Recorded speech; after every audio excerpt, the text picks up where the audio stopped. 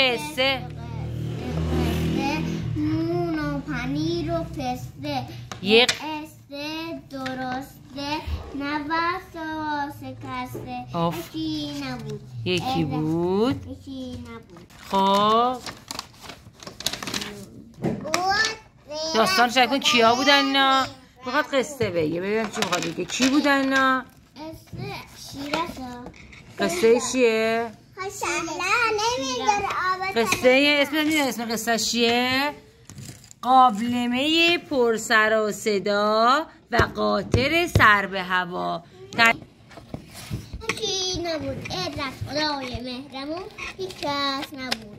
بدونه مامانی بود. مامانی بود. این چه؟ این یه آقای مهربون که نورانیه. امامه. امام رضاست. خب بگو ببینم. امام رضا رو میشناسم. میشناسیش؟ چجوری میشناسی امام رضا رو؟ امام رضا امام رضای مجتبی ما نداریم که. چرا؟ امام حسن مجتبی. امام حسن شد. خاطر امام رضا چجوری میشناسی محمد؟ مرده. میدونم مرده. تو میدونی؟ نه دعوا میکنن. سر چی؟ سر دعوا. مرده.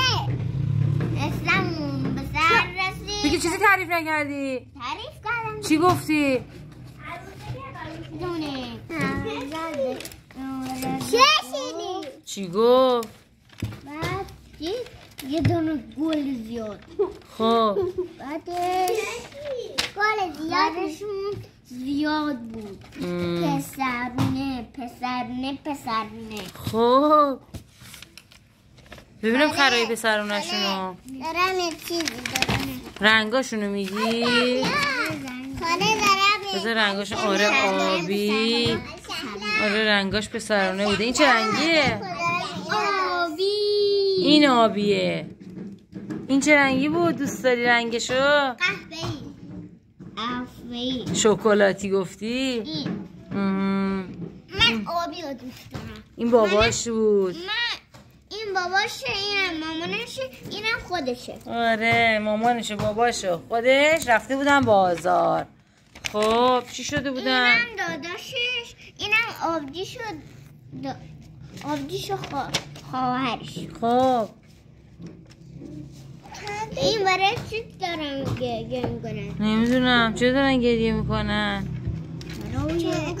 داداشش و مامانش نیست. آها چون داداشش و مامانش نیستن دارن گریه میکنن. نه پس چی؟ امام رضا مرده.